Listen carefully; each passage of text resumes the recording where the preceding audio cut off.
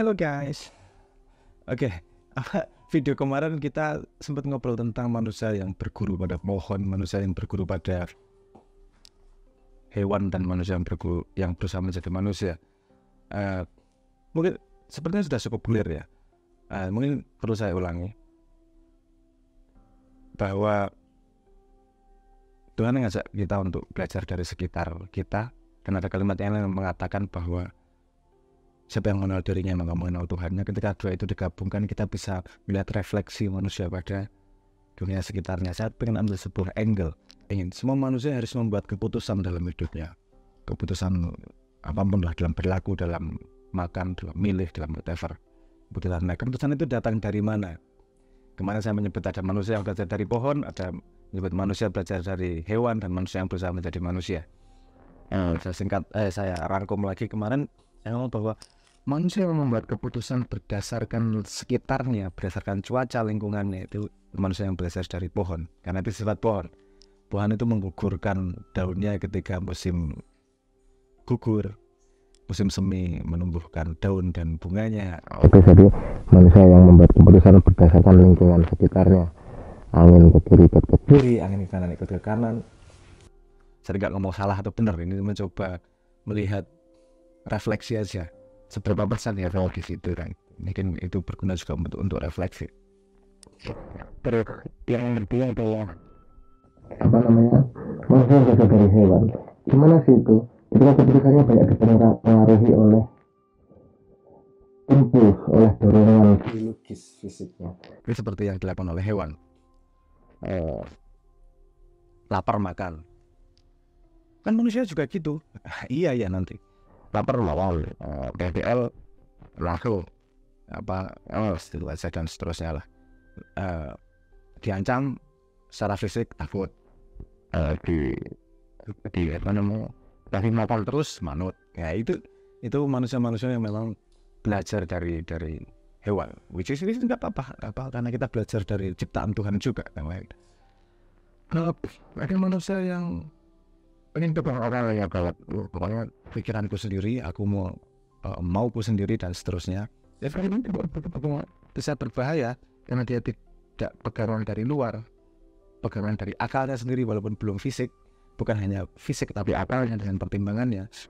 Itu sudah lumayan naik, karena kalau di Islam kan kita dilatih puasa misalnya, itu melatih agar akal lebih kuat dalam mengambil keputusan daripada fisik. Walaupun fisiknya lapar, tetap enggak makan, menahan dorongan fisik karena patuh pada dorongan akal. Itu menarik, oke. Tapi kadang-kadang juga bisa dangerous. Nah, setelah ini kita masuk ke tema realnya. Terus ada manusia lain juga yang pegangannya bukan pada akalnya, dia berpegangan pada sebuah value, nilai. Itu yang tidak mudah lagi. Kan ini orang-orang yang mungkin tidak akan mudah mendapatkan pekerjaan atau mendapatkan kumpulannya, karena dia tidak setia pada identitas, dia tidak setia pada identitas tertentu kelompoknya, dia tidak setia bukan tidak setia, nanti tidak setia di konotasi dengan pengkhianat. Enggak, maksudnya kesetiaan utamanya bukan pada identitas, kesetiaan utamanya bukan pada orang, tapi kesetiaan utamanya kepada value, nilai. Dan menurut saya Islam mengajarkan begitu juga. Seingat saya ketika Abu Bakar menjadi khalifah, daripada fix pendeknya, dia mengatakan bahwa kalau saya tetap mengikuti Kanjeng Nabi, dukung saya, kalau enggak hajar saya. Gampangnya gitulah, kalimatnya pasti enggak gitu, tapi intinya gitu. Artinya Abu Bakar mengajak orang-orang untuk setia pada nilai, bukan setia pada dirinya. Dia mengatakan bahwa akal itu berbahaya, sehingga orang ngomong filsafat agak mumet sedikit langsung dikafir-kafirkan. Udah lah, gak usah mikir lah, akal itu setan, sumber setan itu dari akal. bisa Nanti kita lihat argumentasinya menemukannya di mana. Ada juga emang utamanya itu justru kebendaan nih, barang-barang di dunia kepemilikan ini loh yang harus dilepaskan. Kita perlu karena dua kalimat-kalimat ini juga tentang orang-orang pandai, orang-orang yang perlu kita pelajari. Pasti ada konsep universalnya nih, kenapa itu dikatakan. Kalau sebuah kalimat itu akan pernah berdiri sendiri tanpa ada situasinya. Tidak ada kalimat yang berdiri sendiri yang benar setiap saat. Pasti ada kondisi di mana dia tidak baik. Contoh lah gampangnya, baca Quran, baik dimanapun tempat. Enggak, kalau kamar mandi ada yang ngomong juga bahwa itu enggak baik, enggak menghormati Quran, kan misalnya gitu. Jadi maksudnya semua statement itu ada sebuah kondisi di mana membuat itu benar. Ketika kita mengetahui kondisinya, artinya kita bisa belajar gimana dia jadi tidak tepat, atau mengetahui koordinat dari statement-statement yang berbeda. Ada yang mengatakan apa yang itu berbahaya, ada yang mengatakan bahwa benda atau kepemilikan atau duniawi itu berbahaya. Nah, saya ingin membahas gagasan pemahaman saya tentang rekonsiliasi terhadap saat itu. Akal, karena misalnya kita bahas dari akal dulu. Akal itu tempatnya setan dulu. Di Quran itu banyak yang ngomong ngomong bahwa ayo pakai akalmu. Hanya orang yang berpikir kan seperti itu. Sebenarnya dua statement yang berlawanan. Akal dipakai atau tidak nih? Ketika manusia membuat sebuah keputusan berdasarkan lagi misalnya pohon atau hewan dan seterusnya, itu akal dipergunakan untuk membenarkan kedudukan itu akan menjadi berbahaya.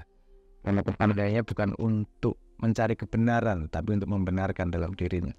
Nanti kalau akal taruh di depan sebelum mengambil keputusan, artinya dia menggunakan oleh Tuhan secara maksimal untuk mengambil keputusan yang benar. Nah, itu akal bisa positif atau bisa negatif, tinggal letaknya di mana. Karena manusia pada intinya adalah membuat keputusan. Akalnya itu di belakang atau sebelum keputusannya, atau akalnya sesudah keputusannya. Karena kalau sudah ngambil keputusan terus kemudian akalnya bekerja, itu yang teman-teman netizen biasanya sama persis seperti konsep nyebokin lah. Ini sudah bikin keputusan, sudah bikin kejadian something yang ternyata buruk, terus akalnya dipakai untuk membenar-benarkan. Itu berbahaya karena di situ akal sangat bisa menjadi yang dikatakan sebagai setan. Dia menutupi dirimu dari kebenaran, karena semua kesalahan bisa dianggap sebagai kebenaran. Kalau akal digunakan maksimal untuk membuat kebenaran, untuk membuat pemahaman, itu akal yang menurut saya didorongkan oleh kitab suci. Pakai akalmu. Kalau nggak pakai, itu hal yang diberikan Tuhan itu. Nah, jadi kita tahu koordinat nih. Akal ini bisa berbahaya, bisa sangat membantu.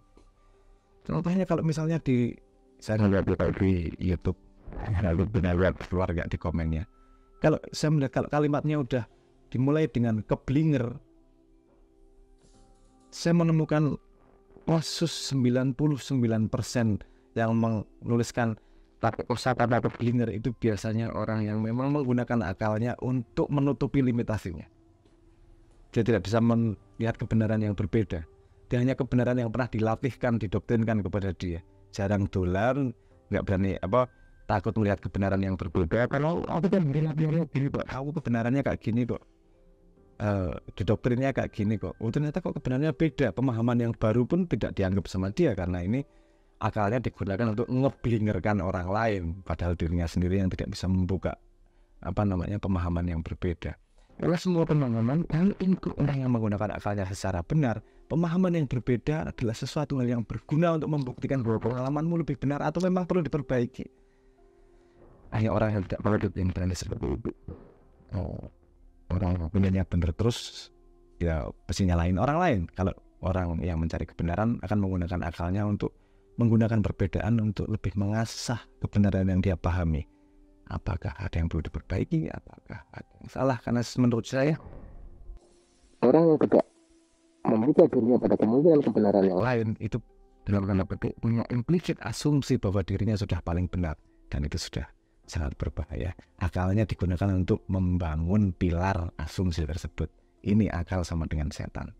Tapi kalau akal diperintahkan untuk mencari, itu akal sama dengan yang diperintahkan oleh kitab suci. Begitu juga yang terlatih dengan kenapa kita harus, menurut saya kalimat kenapa harus hati-hati dengan benda duniawi. Menurut saya sepertinya saya belum pernah ya. Mungkin ada ya, tapi saya capek-capek nggak banyak. Itu berarti tidak banyak yang punya pendapat bahwa harus menghilangkan benda sama sekali, itu harus dihilangkan benda sama sekali. Tapi hati-hati sama benda, hati-hati sama kepemilikan, hati-hati sama harta. Kenapa? Karena itu harta itu cara komunikasi manusia yang belajar dengan hewan. Dia akan takut kehilangan makanan, akan takut kehilangan kenikmatan biologis dan seterusnya. Itu sehingga dirinya akan susah naik ke level akal atau ke fatwa hati, itu karena dirinya sudah terlatih dengan cara dalam tanda petik cara hegemoni, di mana impulsnya datang dari kebendaan, kenikmatan, kekondaan, kemudahan dan seterusnya. Saya nggak setuju bahwa orang Islam nggak boleh kaya, karena faktanya Kanjeng Nabi kaya, faktanya banyak sahabat Nabi yang kaya.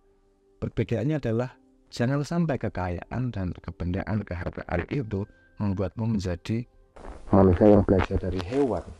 Itu membuat manusia tidak akan bisa naik tingkat dalam petik. Tapi kalau harta digunakan sebagai alat untuk mengetahui atau berguna lebih besar, sepertinya itu justru meningkatkan kemampuanmu untuk memahami bahwa tidak ada korelasi yang tidak mungkin dipecah dalam kebendaan itu, dalam kehartaan itu. Harta adalah kepemilikan. Kita lahirkan tanpa memiliki apa-apa, tidak memiliki apa-apa. Bukan berarti di antaranya tidak perlu memiliki apa-apa.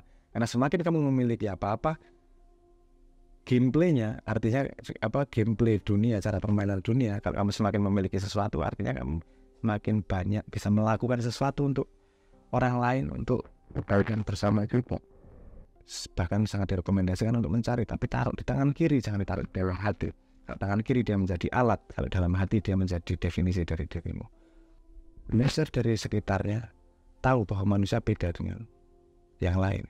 Bedanya apa? Yaitu akal dan pengalaman bisa membawa kita ke pemahaman yang lebih jauh. Untuk teman-teman yang merasa ini terlalu rumit, gak usah didengerin. Mungkin teman-teman yang siap untuk mencari perspektif lain yang belum tentu benar juga, tapi menambah khasanah karena pemikiran. Semoga ini bermanfaat bagi Anda. Terima kasih.